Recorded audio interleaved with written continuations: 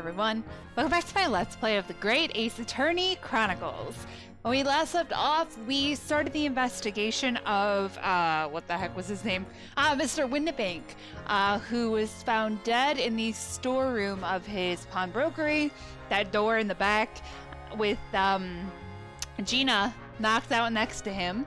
Of course, I feel like I kind of predicted a little bit of that. I don't think Gina did it, but she's not really giving us any explanation as to what happened. Not sure the reason for that yet, but we're, on our way to investigating, and I think we're about to go to the... Is it the... Oh. This one? Yeah. We gotta go see where Susato is, because she was called to go talk to the Lord Chief Justice, who I still don't trust. So that's where we left off. I couldn't remember his name for a second there. But yeah, so I want to say thank you guys so much for your patience. I know I took some days off this week. I had to go visit some family who wasn't doing too well, like health-wise, so important to do those things, sooner rather than maybe too late. So I appreciate you guys, not getting upset or anything, and your patience is always amazing, so thank you for that. I'm hoping to get you guys at least 2 episodes of this week. I do have a midterm this weekend, which I'm a little nervous about. I just found out it's closed book and closed notes, and I have a terrible memory, so I'm gonna have to memorize all the math equations, but I will do my best. So anyways, not important. Let's go make sure Susato's okay, and that Strongheart isn't being mean. Let go my ego. Let me turn the brightness up real quick. What if she was dead? I would literally cry. Alright, 16th of April, British Supreme Court Lord Chief Justice's office. Can't talk. Yes? No matter how many times I come here, I always get the same sense of oppressiveness somehow. It's not exactly pleasant. Do you think the place is oppressive? I think it's normal. How so?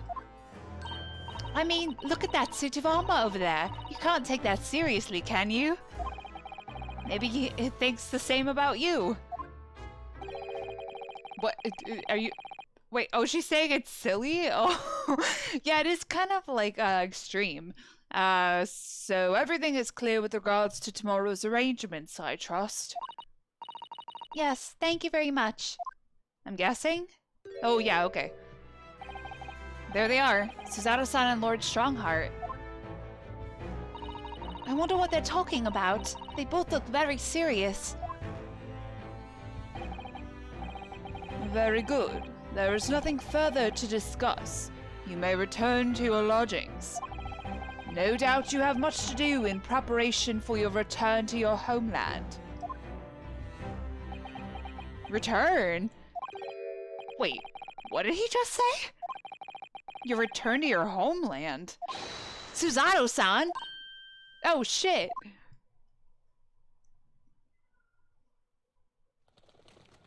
Oh, the birds. Oh, Mr. Naruhodo.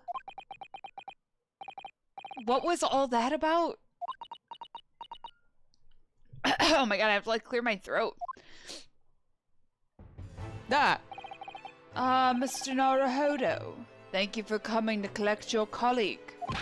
What's this all about? Why were you talking about Miss Susato's return to her homeland? And tomorrow?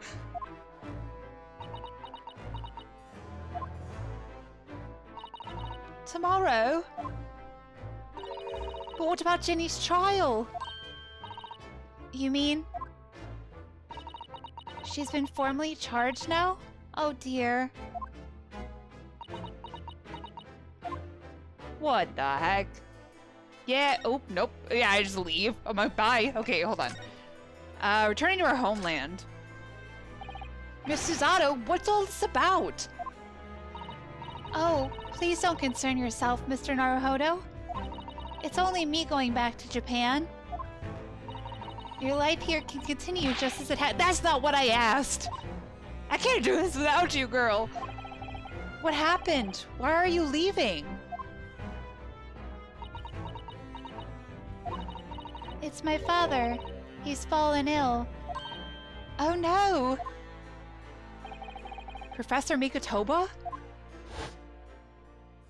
Yo, I knew he was gonna come up somehow.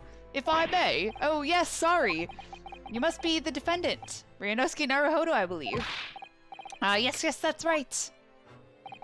My name is Yujin Mikotoba, professor of forensic medicine at Yuma University. Ah, that's right. It's been so long since we talked to him. I don't even remember. We received an international telegram from the Empire of Japan informing us of the news. 10 days ago, Father collapsed with a fever. The cause is apparently unknown. And it seems he grows weaker day by day. I don't believe it. As you are aware, the voyage from here to your country's capital, Tokyo, takes some 50 days. I thought it would be prudent to hasten Miss Susano's departure as much as possible. Much as possible. Yes, absolutely. Aww, no! I will leave London first thing tomorrow morning. I can't believe this is happening. Aw, no, I can't do this without you, girl. So Gina has been charged? She'll have to appear in court? Yes, she was formally charged a few hours ago, and the date of the trial has already been set for tomorrow. No, not even 24 hours later? They move fast here. Gina.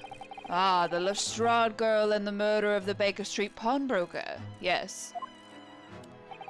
An all too transpicious case. Wait, transpicuous. Transpicuous?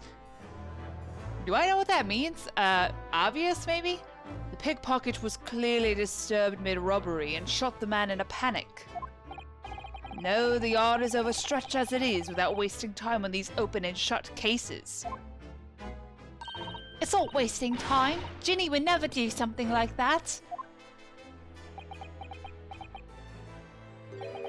Mr. Naruhodo.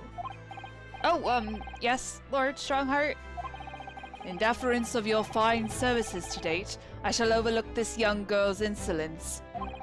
But I have no recollection of admitting a child into my office. Leave. Now.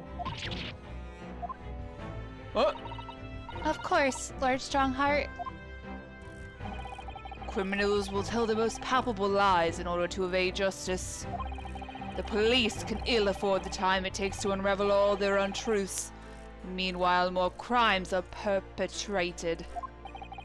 We have far more serious matters with which to contend. Serious matters? Didn't Gregson mention something like that yesterday? Yes, Inspector Gregson made a similar remark yesterday. It's no concern of yours, though I'm sure I need not remind you of that. Alright. Bye. 3 minutes precisely until my next meeting. You must excuse me. There's just one more thing, Lord Strongheart. Which is... It's Miss Lestrade's trial. I wonder if you might permit me to defend her? A timely suggestion. Sorry? The girl currently has no representation. But that's not fair. Yes, she may be a pickpocket, but she still deserves a fair trial. Do not misunderstand me, young lady with the pink hair. The government provides for those too poor to afford representation without a public defender. The accused need only sign the relevant paperwork, and a defense barrister will be assigned to the case. How she refused? However, the young girl in question has refused that right. Why would she do that? A question you would do well to direct at Miss Lestrade. You'll find her at the local prison. Yes, thank you. Already been there. Now then, it's time I was leaving. Good day to you. Goodbye, evil Pokemon trainer. What a day. Gina charged with murder, Susano-san about to leave. This can't get any worse.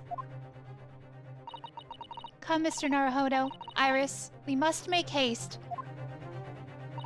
But, Susie... You're leaving for Japan tomorrow morning, aren't you? Don't you have packing and things to do? Yo, we don't have that much stuff, I don't think. As Mr. Naruhodo's judicial assistant, my personal circumstances are of no consequence. My sole purpose remains to help you in whatever way I can. Thank you, Miss Susato. It's a very pensive look. I think we ought to visit Gina first. In any case, I should like to wish her well before I leave. Tell her she's being stupid. Yes, that sounds like a good idea. Let's go. If I'm honest, this has completely thrown me off. I'll just have to do what I can as a lawyer. What am I gonna do without my judicial assistant? Move. I always think Danganronpa Ultra Despair Girls is like Danganronpa but a shooter, and one of the moves, you like have special bullets you can use, and one of them is a move bullet, and every time she shoots it she goes move, and every time I see the word move I just think of that now. So that's a random tidbit no one needed to know. Let's go. I always hear move in my head every time. All right, 16th of April, local prison cell 13. Oh, hello again, Gina. Stop pointing a gun at me. What are you lot here for now? To have the muzzle of that grenade launcher shoved in our faces yet again, obviously. Huh, I think I need to improve the way you load ammunition into that thing, don't I? Look. You can come as many times as you like, but I ain't got nothing more to say to you. Great, this is going so well. Gina, I wonder if you might hear me out. There's something I'd like to say. What? I'm sorry to say that I must reluctantly bid you farewell. Farewell? Tomorrow I must begin my journey back home, to Japan. I fear we may never meet again. Oh, right. I've had the pleasure of meeting so many lovely people here in London. I have so many wonderful memories. And yet, as things stand now, it will be a glum parting indeed. Poor Iris is so miserable. Susie? Well, that ain't my business. Both Iris and Mr. Naruhodo believe you to be innocent, Gina. They've put their faith in you. But somehow, you can't find it in your heart to put your faith in them. Yeah, that's right, I can't. What of it? It grieves me greatly to have to say goodbye to my friends when they are so clearly unhappy. Because of you. Oh shit. What? It's my fault? Yes, so I have one final request, Gina, before our paths never cross again. Right here and now, I want you to show both of them that you don't deserve the faith they've invested in you. Only by doing that will you truly be as alone as you claim to be. Oh shit. What are you talking about? What do you expect me to do, eh? You've told us that everyone lies. So prove it by admitting one of your own untruths. What about what you said before, Ginny? You said something about unforgivable lies. You must tell Mr. Naruhodo and Iris the truth now. That is my last request before I leave. My last request as a judicial assistant. No, I can't. Whatever these lies are, they're obviously weighing very heavily on Gina's mind. Gina, I could be wrong, but is it something to do with what happened 2 months ago? Something about that trial? Yeah, uh-huh. shady biznitch? The one in which Magnus McGilded was acquitted? Ah, the case of that mysterious murder that took place inside the omnibus. You were called as a witness by the prosecution. Is that what this is about? Well, I guess if she feels guilty about that, maybe she's using this as a chance to be like, okay, I did something bad, so if I take the blame here, I go to jail for something I did previously, right? Huh. Either, I don't think she did that murder, but she probably helped McGilded cover it up. You know, with the smoke bomb and the fixing of the evidence and yada yada yada. Yeah, you're right. Because in that trial, I lied. I lied like you wouldn't believe. Yeah, we know. Will you tell us about it now?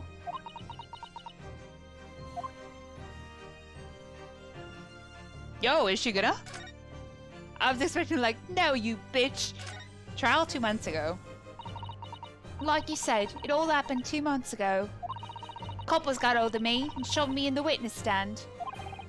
Based on your testimony, Mr. McGilded was declared innocent. Yeah, well, the thing is, I lied about a whole bunch of stuff. I knew it. Yeah, we done been new. What sort of thing did you lie about? I was hiding under the seat that night. That was the truth. I couldn't read. It always takes a minute to warm up to my voices, you know? It was pitch black in that little cubby hole. I couldn't see a thing. And then... Ah! Whew. I heard that loud thud, like someone falling on the floor. That's when Mr. McGilded discovered you. Yeah.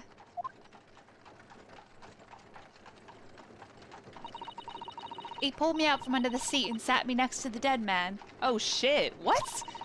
There wasn't much light to see by, but when I looked at me hands, I had the cove's blood all over 'em. I was so scared, I couldn't even speak. You had his blood on your hands? In other words, it was Gina that the witnesses on the roof deck saw through the skylight. Wait, why was his blood on her hands? Then, Mr. McGilded started asking you questions, I suppose. Who you were, and why you were hiding under the seat. Yeah, you did. Only, that's not all. What do you mean? I mean, he threatened me. Threatened you how?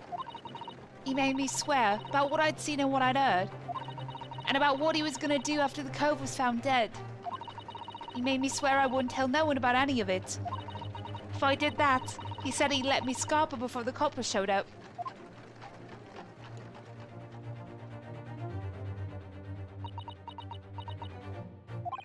Gina, you must tell me what he swore you to secrecy about.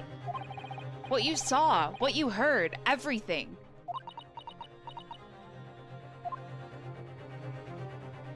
Oh god, what you saw, what you heard after the event. Okay, so like, I wonder if she saw him kill the guy, right? I mean, that's it. That's all it could be. I still don't get why there was blood on her hands, so we see like, here, can you touch this dead body real quick and then sit down? You said McGilded made you swear not to tell anybody what you saw. But you were in the pitch black compartment under the seat the whole time, weren't you? Yes, with Mr. McGilded sitting above your head, if I remember correctly. Yeah, that's true, but... it was when I heard the thud of the cove hitting the floor. I let out a little scream, see? Couldn't help it. McGilded heard that and dragged me out by my arm. That's when I saw it. It was on the floor next to the old geezer what had been stabbed. A disc, all bright and shiny. A disc? Do you mean... yeah, that's it. The one what the deed took off me at Winterbanks. So the music box disc was there on the floor of the omnibus? Not for long. McGilded spotted it straight away. He picked it up smartish and stuffed it inside his pocket.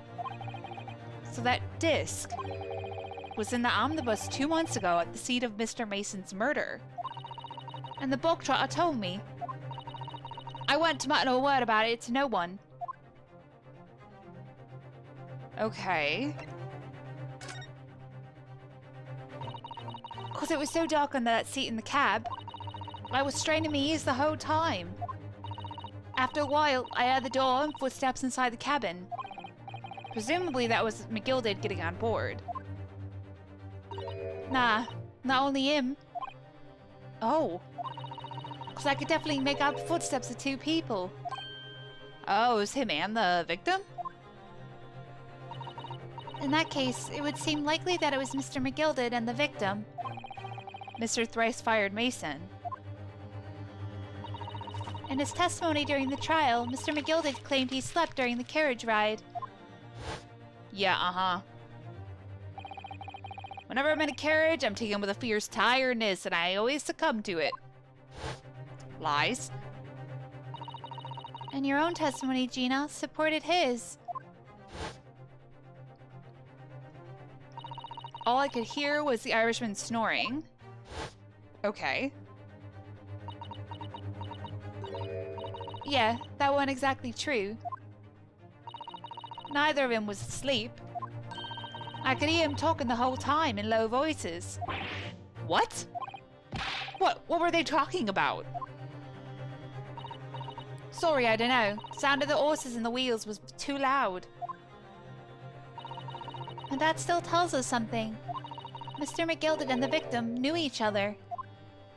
Yeah, that's true. So McGilded was lying, as I suspected. Could tell by his face after the event. I knew it weren't going to take long before someone raised the alarm that the bloke had been killed.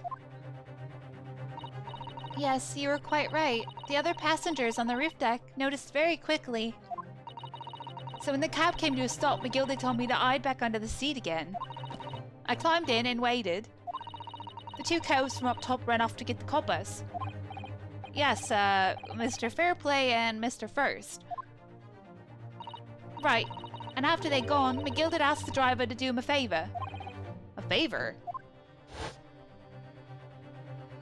That poor freezing man. Now then, fellow, what I need you to do is take this coat of mine and deposit it with a nearby pawnbroker. Oh, right. It was deposited the day of the guy's death. One of you explain this in the comments, and thank you for that, because I was misunderstanding when this was deposited. Okay, so we asked this guy to do it. And for your troubles, let's see now. I'll give you 10 guineas. Oh. A nearby pawnbroker? You mean on Baker Street? Yep, you got it. It was Windibank's. The coachie snapped up the money and ran off to pop this coat as fast as he could. So then there was no one left in the carriage. McGilded opened the box under the seat and let me get out of there, but not without conditions. I see. Conditions. What were McGilded's conditions then? For letting you go free, I mean.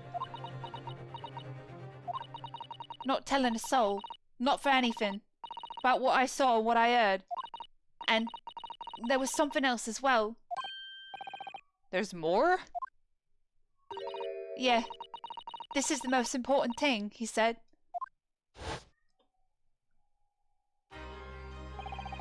I'm after sending the coachman on a little errand for me with some small change in his hand. Now then, did you hear what I asked of him? Did you see anything at all? At all? You asked him to go pop your weasel, right? Aye. The fiend's taking me overcoat to deposit with the pawnbroker hereabouts. And I want you, lass, to take the redemption ticket for it. Do you understand? What? You want me to have the ticket? That's right, and I'll come fetch from you later, sometime within the next 2 months. You had to hang on to it until then. Is that clear? Whatever you do, don't lose it. All right then. And in case I might happen to be delayed at all, you had to go to the pawn shop, Windibank so it is, and you had to extend the loan afore the 2 months is up. If ye forget, the article will be forfeited and any old fiend could come along and buy it. But I ain't got that kind of brass. Here's £5. That should be enough. Do we understand each other, lass? Don't try anything funny now. If you go against me. Yeah, I get it. Good. And one more thing. In a few days from now, you'll be visited by the police, I've no doubt. The coppers? Aye, they'll come asking you to take the stand in court, to testify as a witness. So let's just have a wee chat about that, shall we? What it is that you might say, and what it is that you won't. Nah, you'll say nothing. Alright, great discussion. ... Interesting. After he'd gone over it all, I piked it. Got as far away from there as I could. He hid the pawnbroker's ticket in some bushes near the scene. I went to fetch it the next day once it got dark. So McGilded planned it and coerced Gina into giving false testimony. Damn. I mean, not surprised, really. I bet you're ready to string me up, eh? I lied in that big old courtroom. I told some corkers. The thing is, he said he would make it so we couldn't live in the East End no more. That's what he threatened me with. What a wicked man. He knew everything what went on in the back slums. He knew we had no one to look after us, and we was all just looking out for each other, getting by together.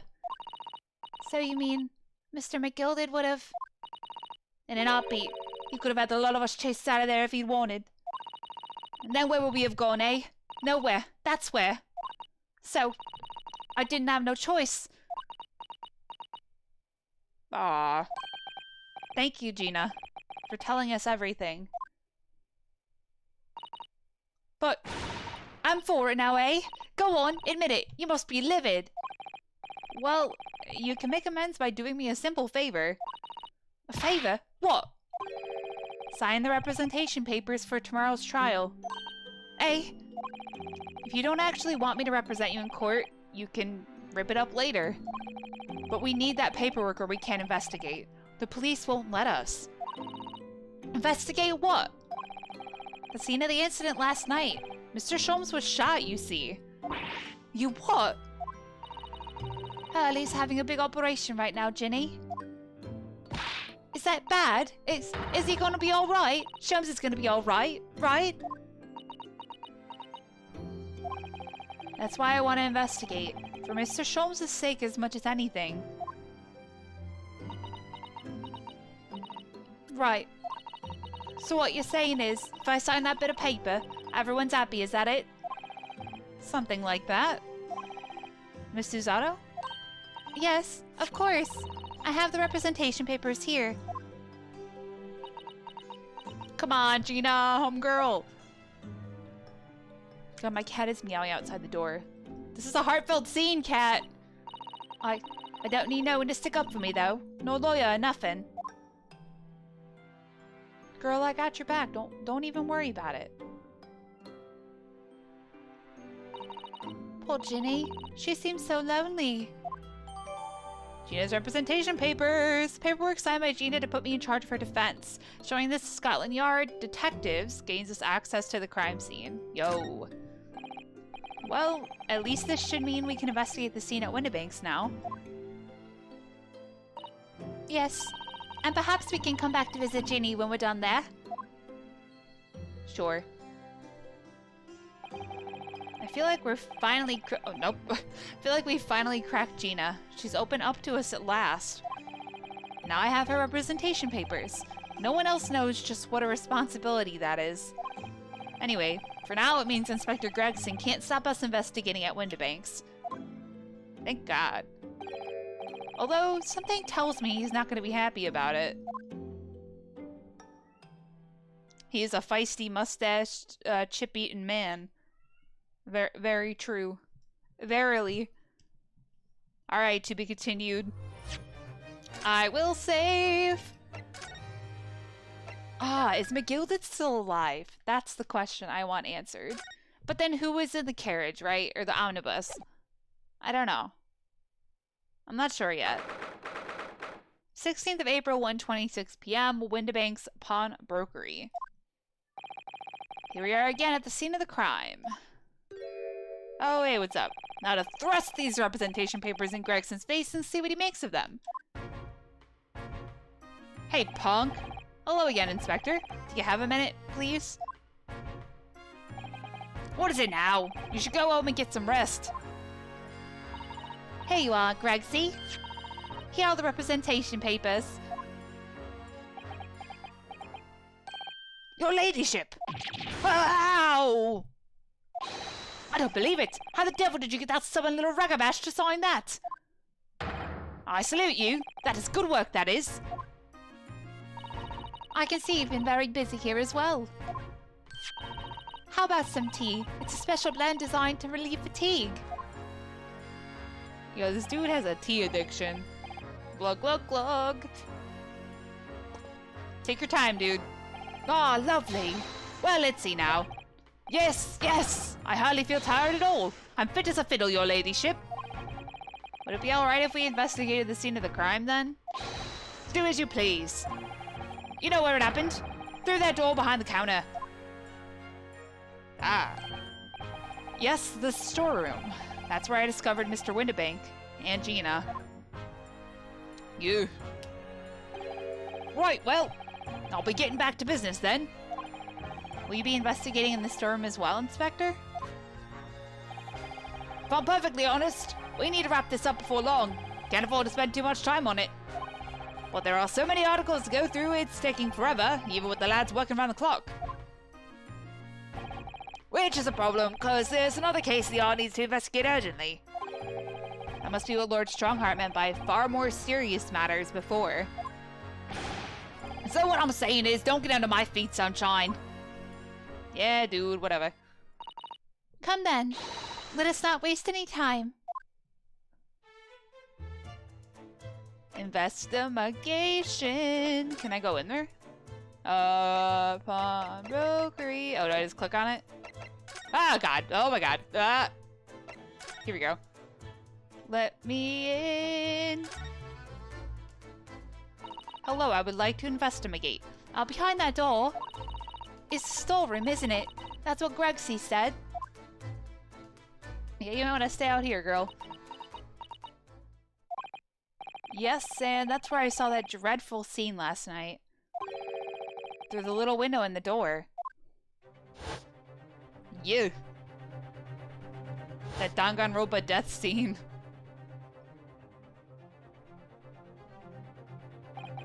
Mr. Windibank, face down on the floor, with Gina beside him. As the accused legal representative, you have the right to examine the scene, Mr. Naruhodo. We must make a thorough investigation. Yes, of course, and we will. Behind that door, that's the real scene of the crime.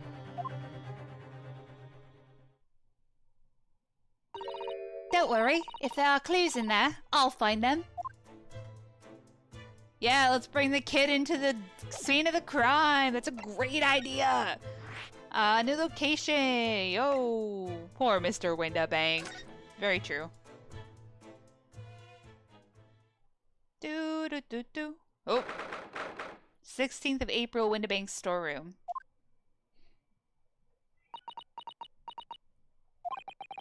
Poor Iris. She's clammed up completely. Iris is bound to find this difficult. After all, Mr. Windibank's life was taken in this very room only last night.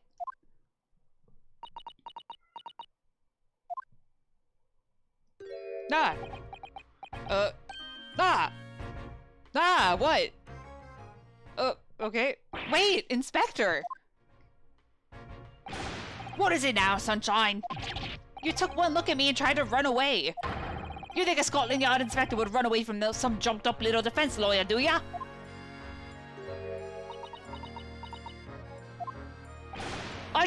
Well... Look, I've never seen a ladyship look like that before, is the thing. I didn't know what to say to her. So you weren't running away from me, you were running away from a 10-year-old. A crying 10-year-old. I'm afraid this is all a little much for young Iris. Some gentle reassurance might go a long way, perhaps, Inspector. Eh? Oh, you got it there. You want a chip?